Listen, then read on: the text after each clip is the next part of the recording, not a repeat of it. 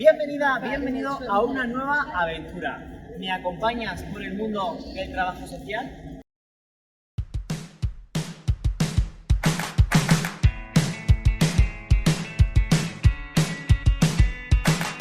Me encuentro en Copenhague y tengo un objetivo: descubrir más sobre el trabajo social y cómo es en este país. ¿Me acompañas?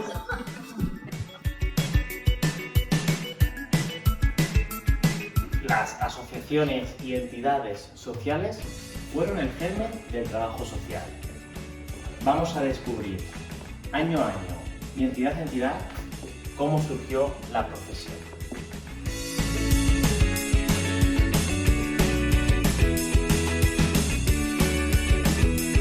La historia del trabajo social empieza en 1837 más o menos, cuando esta figura surge sobre todo en las asociaciones que trabajaban con niños y en el ámbito de la salud. Desde 1860 hasta 1870, en los barrios más empobrecidos surgieron las primeras asociaciones de socorro, cuyo objetivo era trabajar desde lo comunitario para poder atender socialmente a aquellas personas que se encontraban en una situación económica complicada. La figura empieza a tener relevancia en 1863, sobre todo en el ámbito de la salud. Y en 1872 empiezan a surgir las primeras asociaciones que trabajaban con niños con discapacidad o mutilados.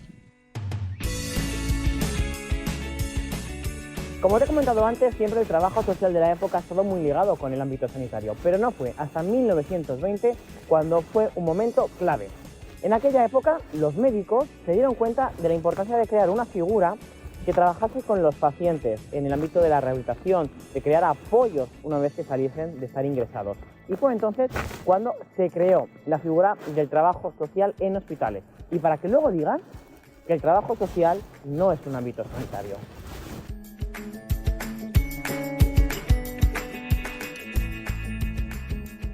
Un dato curioso fue lo que ocurrió en 1933, cuando una reforma social obligó a los municipios con más de 3.000 habitantes a crear los servicios sociales de la época, donde las personas que necesitaban apoyo social tenían que acudir allí. ¿Qué es lo que ocurrió? Que se creó un gran estigma entre la población. Debido a esto, surge una figura nueva aquí en Dinamarca, el consejero familiar. Una manera de poder quitar ese estigma a aquellas personas que acudían a los servicios sociales de la época. Como puedes observar, da igual el país y la época que el estigma sigue creciendo. ¿Y tú, qué piensas? ¿Nos llamamos consejeros familiares?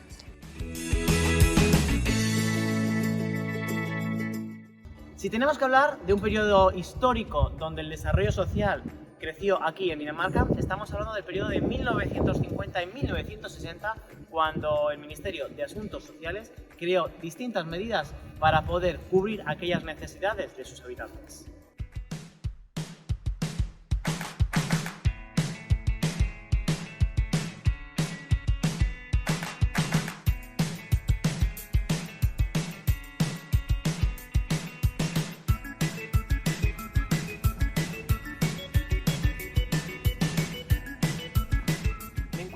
En el hospital municipal, el germen del trabajo social de la época. Aquí es donde se comenzó a estudiar, pero no se llamaba trabajo social, sino aquellas personas que se querían dedicar al ámbito social y convertirse así en ayudantes sociales tenían que acudir aquí y estudiar un curso que tenía una duración de 15 meses y así te habilitaban para poder ejercer. Seguramente que te hayas preguntado, ¿y en qué momento el trabajo social se empieza a estudiar en las universidades? Fue entre 1950 y 1960, pero atención a este dato.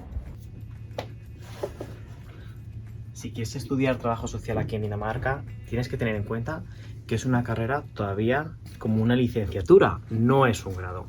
Eso quiere decir que en este país todavía no somos una carrera reconocida como sí lo pueda ser, por ejemplo, la medicina.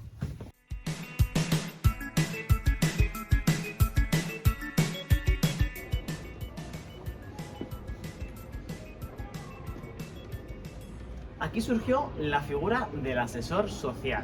Eran profesionales que se dedicaban a ayudar a que las personas mejoraran su situación económica y pudiesen, por lo tanto, aumentar sus ingresos económicos. Incluso, en alguna ocasión, se les llegó a llamar trabajadores o trabajadoras sociales. Y hasta aquí el primer episodio de esta nueva saga por el mundo del trabajo social.